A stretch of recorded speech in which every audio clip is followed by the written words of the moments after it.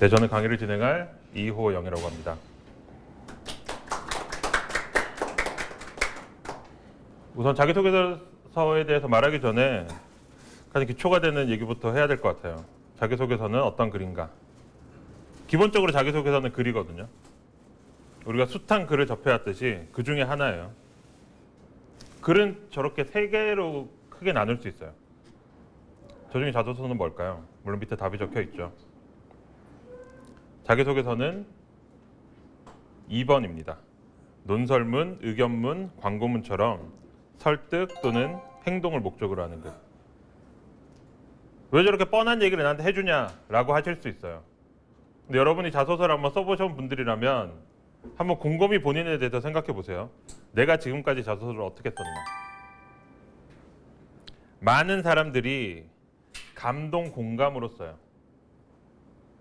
나의 특별한 경험, 내가 여행을 떠났다가 길을 잃었던 경험, 어렸을 때 불우했던 나의 환경에 대해서 열심히 쓰죠. 난 이렇게 어렵게 자랐지만 지금 이렇게 장성했다. 근데 그건 누가 아느냐? 나만 알아요. 나랑 내 친구만 알지 인사 담당자는 절대 몰라요. 지원자들 대부분이 그렇게 쓰거든요. 나 어릴 때 힘들었지만 지금은 이렇게 잘 됐어. 나 어릴 때 공부 안 했지만 대학 가서 공부 열심히 해서 너네 회사 지원했어. 라고 다들 그렇게 쓴다고요. 그걸 평가할 수 있을까요? 나는 어릴 때 진짜 어려웠고 옆에 있는 친구는 정말 어려웠대요. 차이가 뭘까요? 평가할 수 없어요. 나에 대해서 전혀 모르는 사람이 나에 대해서 그나마 객관적으로 평가하는 글. 그게 자기소개서예요. 그래서 논리를 담아서 상대방을 설득해야 하는 글이죠. 그럼 어떻게 해야 설득할 수 있냐? 상대방이 원하는 얘기를 해줘야 돼요. 아주 간단하게 보면 소개팅 한다고 생각해 보세요. 남자분들이 소개팅 나갔어요. 소개팅에서 나를 어필하기 위해서 군대에서 축구한 얘기를 열심히 합니다. 여자분이 좋아할까요? 좋아하지 않겠죠. 반대로 여자분이 소개팅에 나왔어요. 새로 산 옷이 버건디 레드라고 이 남자에게 자랑하고 싶어요. 남자가 알아들을까요? 남자는 그냥 빨강이거든요. 절대 알아듣지 못해요. 서로가 다른 얘기를 하는 거죠. 원하지 않는 얘기. 그래서 상대방이 원하는 얘기. 상대방이 어떤 남자를 좋아할까? 상대방이 어떤 여자를 좋아할까? 거기에 맞춰서 나를 표현해야 되는 거죠. 기업에 쓰는 자소서는 내가 기업을 설득하는 거예요. 이 기업이 어떤 사람을 원할까? 첫 번째 기업이 원하는 사람은 대놓고 적혀 있죠. 기업의 인재상. 이 기업은 어떤 인재를 원하는가? 그 다음으로 나는 이 기업에만 들어가는 것이 아니라 이 기업에서 특정 직무를 하게 되거든요. 그럼 이 직무를 수행하려면 어떤 역량이 필요한가에 대해서 당연히 미리 공부가 돼야 되겠죠. 사실 저게 전부예요. 근데 저게 가장 어렵죠. 저거를 내가 얼만큼 할 수 있느냐에 따라서 합격 당락이 좌우가 돼요. 먼저 주제에 대해서 말씀드릴게요. 주제는 자기소개서 항목이라고 그랬어요. 기업은 자기소개서 항목을 자꾸 바꾸죠. 왜 바꿀까요? 더 좋은 인재를 선발하기 위해서 바꾸는 거예요. 너무 간단한 말이죠. 포인트는 어떤 인재가 더 좋은 인재냐예요. 여러분은 좋은 인재인가요?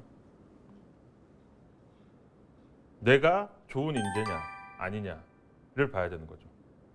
그럼 저걸 하려면 결국 뭘 해야 되냐면 산업을 볼 줄 알아야 돼요.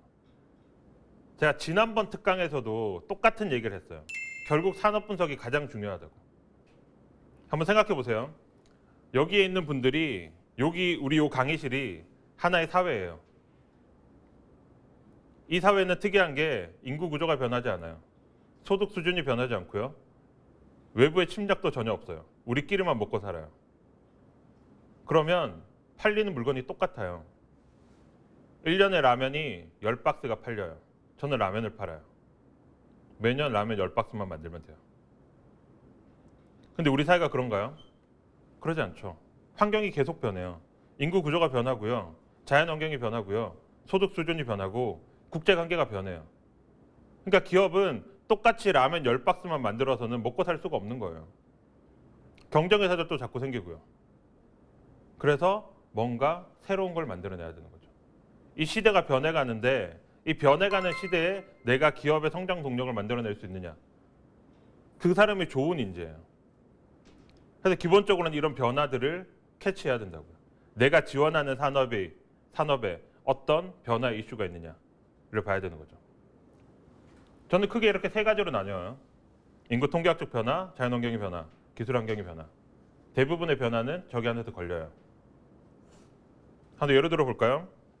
인구 통계학적 변화 제일 밑에 저출산이 있어요. 여러분이 만약 유아용품이나 아동용품을 파는 회사에 취업을 하고 싶어요. 저출산이 이슈예요. 산업이 어떻게 변할까요? 산업이 없어질까요? 그럼 그 회사 지원하면 안 되죠. 산업이 없어지지는 않을 거예요. 출산율이 제로가 되지 않는 한 산업은 존재하겠죠. 저출산이 되면 산업이 어떻게 변하죠? 저출산이 되면 산업이 어떻게 변하냐면 유아 아동 시장이 프리미엄화돼요. 중국을 보면 알 수 있어요. 중국의 80년대생, 90년대생, 바링어우, 주링어우 세대라고 불리는 이 세대들을 보면 1가구 1자녀 정책을 중국에서 펴면서 예전에는 한 가구당 자녀가 5명, 6명 있었는데 이제 1명밖에 없는 거예요. 그러면 내가 양육비로 쓸 수 있는 돈이 100만 원이에요. 전엔 자녀가 5명이니까 20만 원씩 썼죠. 근데 이제는 한 명한테 100만 원 몰빵. 그래서 전에는 과자를 1,000원짜리 사줬는데 이제 유기농 5,000원짜리 사주는 거예요. 그래서 유아동 시장이 프리미엄화되는 거죠. 이 산업의 변화, 이 인구 통계학적 변화가 우리 산업에 어떤 영향을 미치느냐. 이걸 캐치해야 돼요. 이 변화를 캐치하는 사람이 자소서를 잘 쓰죠. 저게 주제 파악이에요. 기업에서 문제 해결 능력을 물어봐요. 시대에 따라 문제 해결 능력은 달라요. 기업에 따라 당연히 다르고요. 그 문제 해결이 뭐냐? 우리 산업이 처해 있는 외부 환경의 변화. 그게 문제예요. 이 문제를 당신은 어떻게 해결할 것이냐? 지금 이 시점에 당신은 어떤 해결책을 가지고 있느냐? 어떤 역량을 가지고 있느냐를 자기소개서에서 묻는 거죠. 이런 기업의 외부 환경의 변화에 대응하는 전략이 흔히 말하는 마케팅 전략이에요. 정형외과 나오신 분들은 들어보셨을 거예요. 4P 믹스 전략, 7P 믹스 전략. 4P를 가장 많이 들어보셨을 거예요. 7P? 들어본 것 같기도 한데? 라고 하시는 분도 계실 거고요. 제가 4P와 7P의 차이에 대해서 설명해 드릴게요. 4P 믹스는 전형적인 제조업 기반의 기업의 마케팅 전략이에요. 근데 산업의 중심이 제조업에서 서비스업으로 넘어오고 있어요. 2000년도를 지나오면서 이미 많이 넘어왔죠. 그래서 이제는 4P가 아니라 서비스업 기반의 7P를 보기 시작했어요. 한번 생각해 보세요. 여러분이 스마트폰을 사러 어떤 스마트폰 오프라인 매장에 가요. A라는 매장에서는 스마트폰 한 대에 100만 원을 팔아요. 근데 인테리어가 굉장히 지저분하고 직원 옷차림이 좀 지저분해요. 근데 바로 옆에 있는 B라는 매장에서는 105만 원을 팔아요. 근데 인테리어가 카페같이 굉장히 깔끔하게 되어 있고 직원들이 굉장히 프로페셔널해요. 여러분 어디 가냐면 B 매장에 가요. 5만 원 더 비싸지만 깨끗하고 직원이 친절한 그 매장에 가요. 이거를 제조업 관점에서 생각해 보면 이상한 짓이거든요. 어차피 스마트폰은 똑같은 회사에서 만들었어요. 그래서 내가 받아오는 물건은 A 매장 가나 B 매장 가나 똑같을 거라고요. 하지만 나는 B 매장에 가서 구매하는 거죠. 5만 원을 더 내고. 왜? 깨끗하니까. 저기서 나한테 서비스를 더 잘해주니까. 저기서 나한테 제공해주는 그 제품이 똑같이 포장되어 있는 제품이라 하더라도 더 믿을 수 있을 것 같으니까. 그 B 매장에 가는 거죠. 그게 서비스예요. 그래서 우리는 서비스를 보고 물건을 사는 거죠. 기업은 이 전략을 통해서 대응을 해요. 그럼 갑자기 자소서 얘기하다 왜 마케팅 전략을 얘기하냐? 자소서에서도 결국 이 전략으로 승부를 보는 거예요. 한번 생각해 보세요. 여러분이 예를 들어 HR 부서에 지원을 해요. 인사 담당자가 되고 싶어요. 우리 기업이 처한 상황이 기존에 팔던 물건들이 잘 안 팔리는 거예요. 새로운 제품이 필요해요. 왜? 경쟁사가 잘 나가니까. 그러면 신제품을 만들어낼 수 있는 창의적인 인재를 선발을 해야 되는 거죠. 기업이 처한 문제는 프로덕트가 문제가 있는 거예요. 프로덕트를 바꿔야 돼요. 프로덕트를 바꿀 만한 새로운 인재 채용을 인사 담당자가 하는 거죠. 그래서 우리 기업에 어떤 인재가 필요한가를 인사 담당자가 고민하는 거예요. 결국 이 7가지 전략을 통해서 이 기업이 어떤 위기에 처해 있고 어떻게 대응해 나가야 될 것인가를 알 수 있는 거죠. 자기소개서 전통적인 항목은 이렇게 구성되어 있어요. 성장 배경, 성격 및 장단점, 지원 동기, 입사업 포부. 여전히 이렇게 자소서를 묻는 기업들도 많죠. 그리고 중소기업에 자유 형식으로 제출하라 그러면 많은 분들이 그냥 이렇게 적어서 내요. 이 각각의 항목들을 한번 볼게요. 이 각각의 항목들은 인과관계가 있거든요. 나는 어떻게 성장했어요. 난 이렇게 성장해서 이런 성격 및 장단점이 있어요. 그리고 일반적으로 성장 배경은 뭘 의미하냐면 가치관을 의미해요. 성장 배경 뭐 쓰지? 부모님 해줬던 얘기를 써야 되나? 어린 시절 이야기를 써야 되나 하는데 그게 아니라 제일 먼저 떠올려야 될 게 가치관이에요. 나는 어떤 가치관을 가진 사람이지? 그러면 이런 가치관을 가지게 된 계기가 뭘까? 이런 가치관을 잘 반영하고 있는 나의 경험이 뭘까?가 성장 배경이죠. 그래서 난 이렇게 성장했어요. 그래서 난 성격에 따른 이런 장단점이 있어요. 그래서 입사 지원을 하는데 예전에는 입사 지원을 할 때 지원 동기를 쓰라고 하면 회사에 대한 지원 동기를 많이 썼어요. 그래서 회사에 대한 지원 동기 잘 없죠.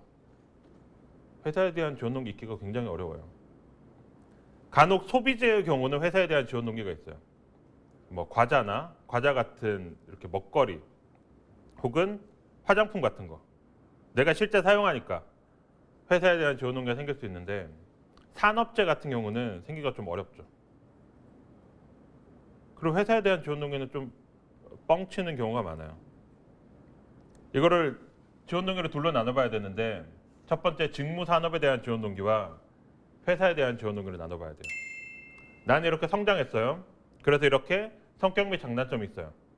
이 성격 및 장단점 때문에 나는 이 직무 혹은 이 산업이랑 어울려요. 여기까지는 내 경험에 대한 서술이에요. 그래서 이 직무나 산업에서 일하려고 하다 보니까 너네 회사가 너무 좋은 거예요.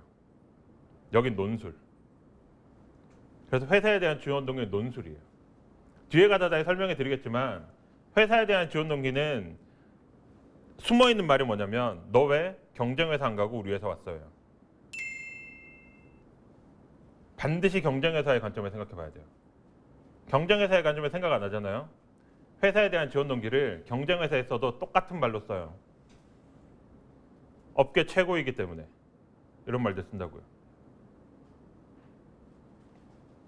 그래서 나는 이 직무 산업에서 일하려고 너네 회사 왔어요. 그래서 난 너네 회사에서 앞으로 이렇게 성장할 거예요. 라고 쓰는 게 입사업 포부. 이게 전통적인 자기소개서예요. 그러면 지금의 자소서는 이거와 완전히 다르냐? 완전히 다르지 않아요. 여전히 성장 배경 살아남았고요. 지원 동기 살아남았고요. 입사업 포부 살아남았어요. 성격 및 장단점이 이제 항목이 쪼개졌죠. 구체적인 성격을 묻고 있죠. 구체적인 문제 해결 능력, 구체적인 팀워크 활동 이런 것들로 나의 역량을 체크하기 시작하는 거예요. 기업의 항목들 한번 볼까요? 항목이 요즘 이렇게 변해요. 본인이 지원한 부분에 적합한 인재임을 보여줄 수 있는 지금까지의 노력과 경험을 기술해 주세요. 그냥 직무 역량 묻는 거예요. 우리 회사에 지원했어요. 이 직무에 지원했어요. 당신이 이 직무에 어떠한 역량을 가지고 있습니까? 라고 묻는 거죠. 몇 년 전에 기아자동차에서 냈던 항목이에요. 둘 중에 하나를 택하는 거였죠. 좀 어려운 항목이에요. 무려 2,500자나 쓸 수 있는 항목이죠. 선택형 답변입니다. 두 가지 중 자유롭게 한 가지 문항을 선택하여 작성해 주세요. 1번은 소위 스펙을 제외하고 기아차가 당신을 채용하기 위해 반드시 알아야 할 것이 있다면 무엇이며 그 이유는 무엇입니까? 라고 물어봤어요. 2번은 기아차가 대졸 신입공채 지원자인 당신을 0점부터 100점까지 매긴다면 몇 점을 매겨야 하며 그 이유는 무엇입니까? 여러분은 몇 번 하시겠나요? 실제 이 질문에서 대부분의 사람들은 1번을 선택했어요. 왜냐면 1번이 좀 더 쉬워 보이거든요. 2번 좀 어렵잖아요. 0점부터 100점까지. 몇 점 주실 건가요? 이런 항목은 어떻게 접근해야 되냐면 일단 저라면 2번을 택해요. 왜냐면 남들이 2번 잘 안 할 테니까. 난 2번 하는 거죠. 그럼 난 몇 점 줄 거냐? 100점? 100점 주면 좀 건방져 보이잖아요. 그럼 60점 줄까요? 그럼 좀 너무 또 소극적인 것 같잖아요. 그럼 좀 애매하게 80점 줄까요? 기준이 없는 거예요. 너무 애매한 거죠. 날 몇 점 줄 거냐? 제가 제일 첫 페이지에서 무슨 말 했냐면 자기소개서는 논리로 설득하는 거라고 했어요. 상대방이 원하는 말로. 상대방이 원하는 게 뭐죠? 우리 기업 인재상에 맞느냐? 해당 부분의 직무 역량을 갖췄느냐? 그래서 인재상과 직무 역량을 통해서 이 직무에서 일할 때 필요한 역량을 한 5개 정도 뽑는 거예요. 그래서 각각 100점, 20점 하는 거죠. 이 중에 내가 제일 잘하는 거, 그건 19점, 20점 줘요. 이 중에 내가 제일 못하는 거, 한 10점 주는 거죠. 뭐 더 낮게는 5점 또 줄 수 있어요. 그래서 총점에서 내 점수를 주는 거예요. 나는 100점 만점에 그러면 몇 점 안 나올 거예요. 60 몇 점, 70 몇 점? 나 100점 만점에 74점이다. 왜? 내가 가장 잘한 건 이거고 가장 부족한 건 이거다. 하지만 난 이 부족한 거를 이렇게 보완하기 위해서 노력하고 있다. 그래서 입사 후에 지금은 난 74점이지만 입사 후에 99점이 될 수 있도록 노력하겠다. 라고 쓰면 되겠죠. 결국 이 항목에서 묻고자 하는 말이 뭔지 알려면 우선 산업을 봐야 되는 거죠. 이 산업이 어떻게 변해가고 이 기업은 어떤 인재를 원하는가. 그리고 다시 회귀하게 되는 거예요. 밑에 있는 삼성전자 영업 마케팅직도 결국 같은 말이에요. 팀의 구성원으로 활동한 경험 중 향후 고객과 시장 지향적 직무 수행에 가장 도움이 될 것이라고 생각하는 경험. 항목이 이렇게 적혀 있으면 어려워요. 이 항목은 뭐 묻는 거냐면 직무 역량 묻는 거예요. 다른 항목이랑 똑같아요. 다만 직무 역량을 팀 활동으로 묻고 있는 거죠. 뒤에 가서 설명드릴 거예요. 자소서에는 기왕이면 팀 활동으로 써야 돼요. 왜냐? 조직 활동하는 거잖아요. 그래서 자소서에 써서 좀 안 좋은 사례가 이런 거예요. 다이어트 성공담 이런 거. 혼자 마라톤에서 성공한 거. 사실 그렇게 매력적인 사례는 아니에요. 나 혼자 열심히 해서 성취한 경험은 그다지 매력적이지 않아요. 기왕이면 팀 활동한 게 훨씬 더 좋죠. 다음 항목도 비슷한데 마지막 것만 한번 볼게요. GS 리테일이 매년 내는 항목이에요. 정직함에 대해서.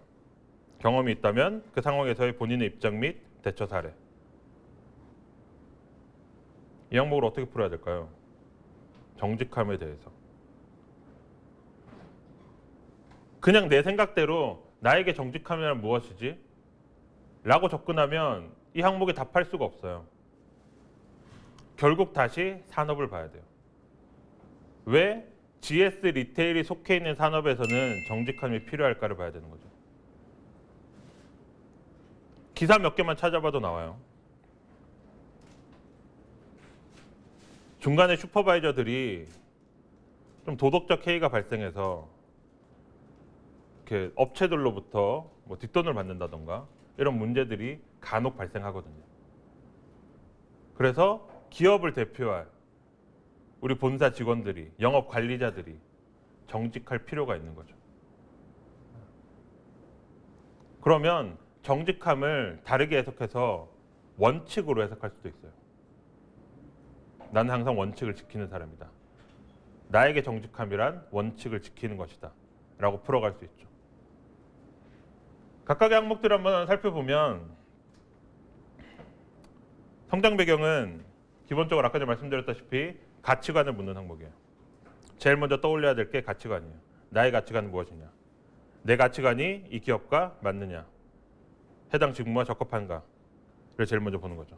그래서 이러한 가치관을 가지게 된 내 과거의 경험을 쓰는 게 성장 배경이에요. 성장 배경이라고 해서 중고등학교 얘기만 쓰시는 분들이 있는데 그럴 필요 전혀 없어요. 최근 경험이라도 상관없어요. 1년 전 경험 상관없어요. 부모님에 대한 얘기 옛날에는 많이 적었는데 좋지 않아요. 부모님을 존경하지 말라는 건 아니지만 상대적으로 이런 거예요. 부모님이 나에게 정말 특별한 기억을 주셨을 수도 있어요. 부모님이 나한테 해줬던 말이 내 인생을 정말 좌우했어. 그걸 쓰는 거를 말리진 않겠어요. 근데 읽는 사람 입장에 어떻게 보이냐면 성장 배경에 부모님이 이야기를 쓰는 거는 옛날 80년대 이야기거든요. 왜냐하면 그 시대는 자녀가 5명, 6명 있었기 때문에 자녀들이 학교 마치면 집에 왔어요. 부모님 일 도와줬고요. 부모님 농사 도와줬고 형이랑 누나랑 동네에 있는 사촌들이랑 놀았다고요. 그래서 그 시절에는 부모님이 나한테 미친 영향이 너무 큰 거예요. 근데 우리는 그렇게 안 자랐잖아요. 학교 마치면 학원 가고 친구들이랑 놀고 인터넷으로 또 친구들이랑 놀고. 그래서 나라는 사람의 사회화가 가족이 아닌 외부에서 영향을 받은 요소가 되게 커요. 그런데 옛날 자소서처럼 부모님 얘기를 쓰면 읽는 사람 입장에서 간혹 이게 되게 무성의하게 썼네? 나는 진심이었다 하더라도 읽는 사람은 나에 대해서 전혀 모르니까 무성의하다고 판단할 가능성이 되게 커요. 그래서 좀 조심스러운 거죠. 존경하는 위인에 대해서 묻거나 감명 깊은 책에 관해서 묻는 항목들도 간혹 있어요. 이것도 똑같아요. 이것도 성장 배경 묻는 거예요. 즉 가치관 묻는 항목이에요. 그래서 간혹 존경하는 위인 쓰라고 하면 특별한 위인을 찾아내려고 막 애쓰시는데 그럴 필요 전혀 없고 제일 먼저 가치관을 먼저 떠올려야 돼요. 나는 어떤 가치관을 가진 사람이지? 이런 가치관에 부합한 인물은 누굴까? 간혹 남들 안 쓰는 특별한 위인 찾아내야지 하고 쓰다가 나의 가치관과 전혀 맞지 않는 그런 사람을 쓰는 경우도 있어요. 실제로 그런 경우가 있어요. 어떤 사람이 인터넷 검색으로 위인을 막 찾은 거예요.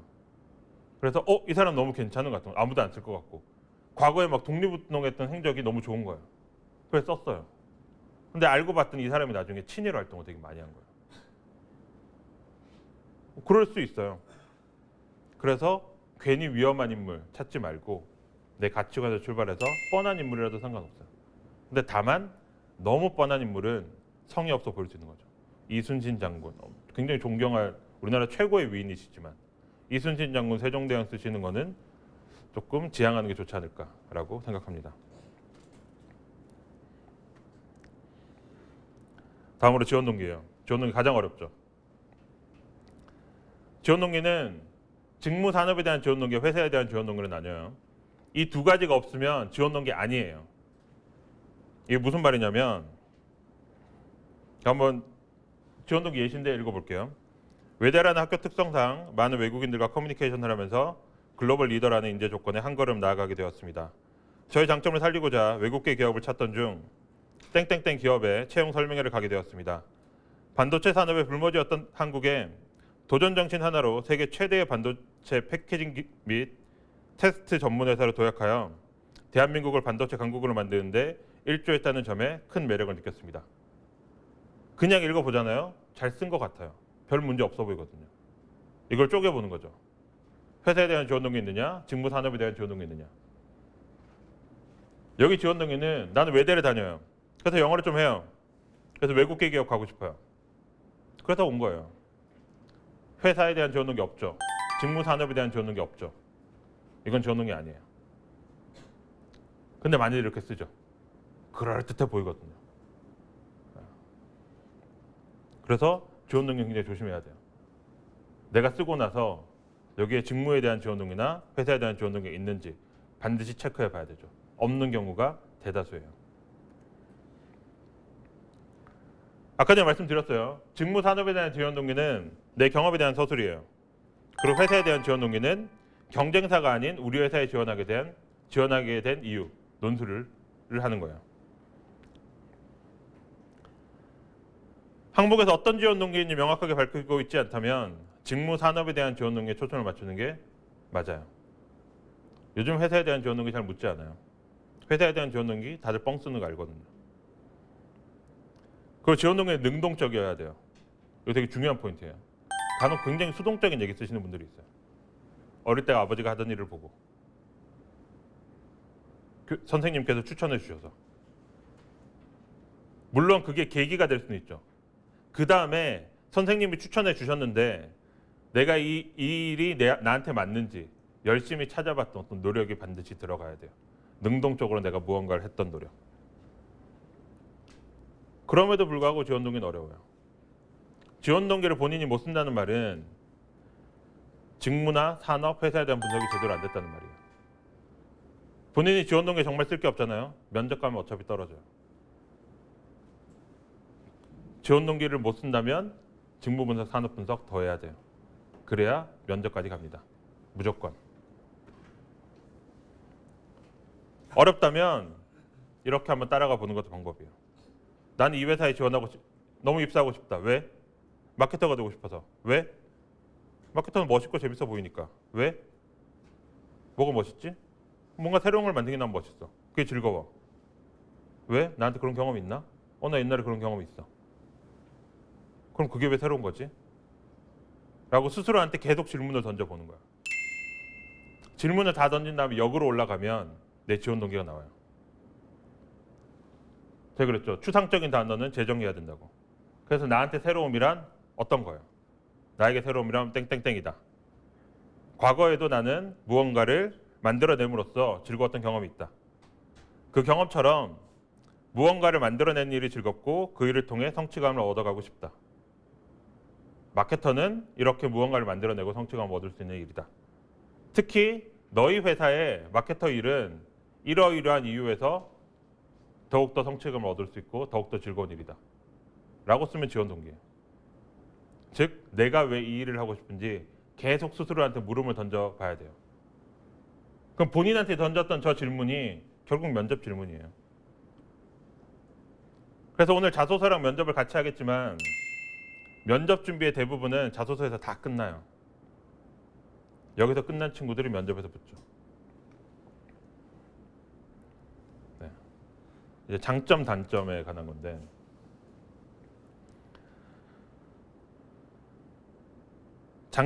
역량과 성격을 좀 구분하셔야 돼요.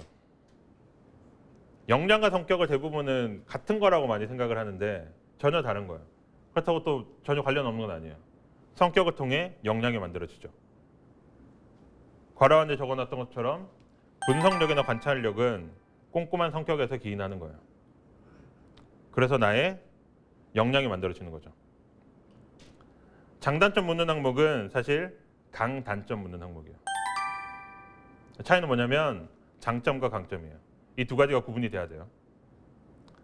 장점은 내가 잘하는 거예요. 강점은 남보다 내가 잘하는 거. 자소서에서 묻는 장점은 사실 남보다 내가 잘하는 강점을 묻는 항목이에요. 그리고 또 하나 알아야 될 게 직무 역량과 조직 역량이에요. 우리가 일을 할 때 필요한 역량은 두 가지가 있어요. 직무 역량, 조직 역량. 학교에서 팀 프로젝트 한다고 생각해 보세요. 팀원을 뽑아요. 누구 뽑냐면 발표 잘하는 애, PPT 잘 만드는 애, 자료 잘 모으는 애. 이게 직무 역량이에요. 발표 잘한다는 직무, PPT 잘 만드는 직무, 자료 잘 모은다는 직무. 이것만 잘하면 되나요? 아니죠. 나랑 친해야 되죠. 우리 팀원들과 친해야 되죠. 이 팀 안에서 잘 어울릴 수 있는 친구. 같이 협동해서 팀워크를 발휘해서 무언가를 만들어낼 수 있는 친구. 이 사람들을 뽑죠, 우리는. 이게 조직 역량이에요. 그래서 직무 역량과 조직 역량이 있어야 돼요. 근데 직무 역량은 남보다 내가 잘해야 돼요. 다 잘할 필요는 없어요. PPT 잘 만들고 발표도 잘하는 사람은 세상에 잘 존재하지 않죠. 그중에 하나만 잘하면 돼요. 그래서 강점이 필요한 거죠. 조직 역량은 남보다 내가 엄청 막 친할 필요는 없어요. 엄청 친화력이 좋고 그냥 조증이죠. 그냥 적당히 남들과 잘 어울릴 수 있는 사람. 그 정도면 돼요. 그래서 이거는 강점이에요. 그래서 직무 역량은 단점이 많더라도 강점이 하나 있으면 돼요. 조직 역량은 단점은 최소화하고 장점이 많아야 돼요. 자기소개서 단점에 치명적인 단점 쓰지 말라고 해요. 치명적인 단점이 뭐냐면 조직 역량의 단점이에요. 그렇잖아요. 내가 이 팀원과 잘 어울리지 못해요. 그게 단점이죠. 진짜 치명적인 단점. 직무 역량 못하는 거는 배우면 되죠. 다른 나가 잘하는 게 있으니까. 내가 이 직무 역량에 대해 부족한 단점을 보완하기 위해서 어떻게 노력하고 있는지 쓰면 내가 이 직무에 대해서 이해하고 있다는 것도 보여줄 수 있고요. 나의 강점을 보완해 줄 수 있게 이렇게 노력하고 있다는 것도 어필할 수 있어요.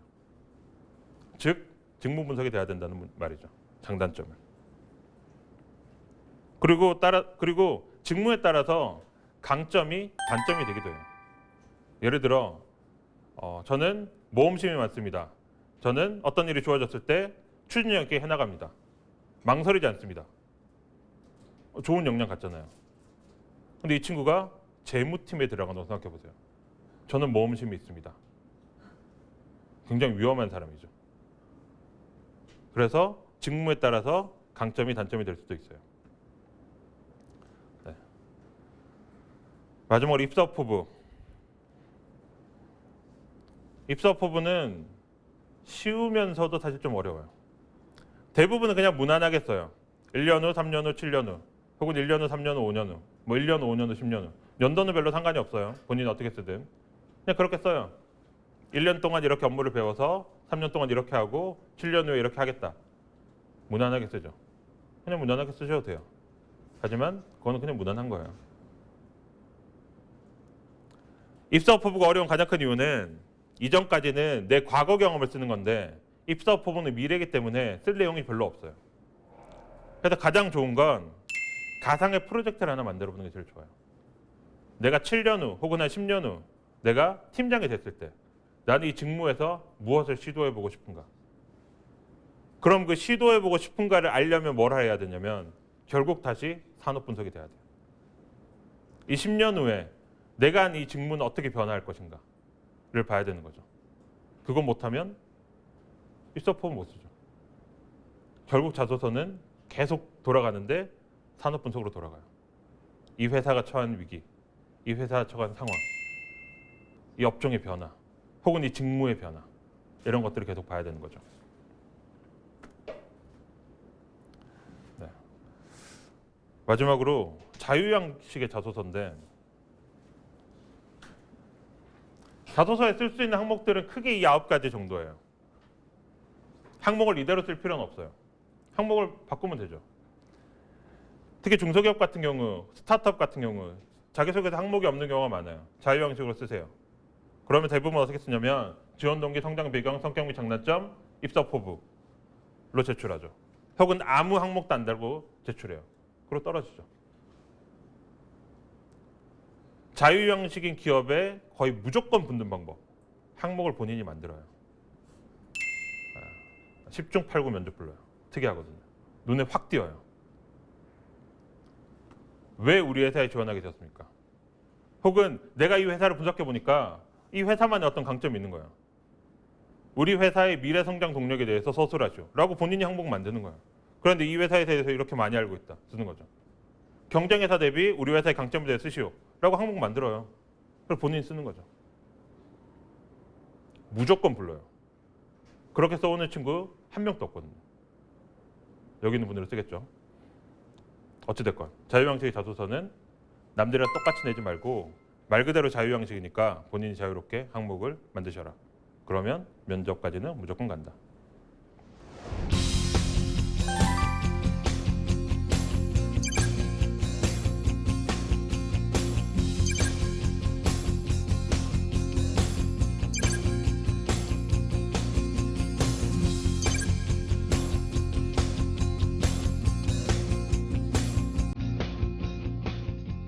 제 강의는 여기까지입니다. 감사합니다.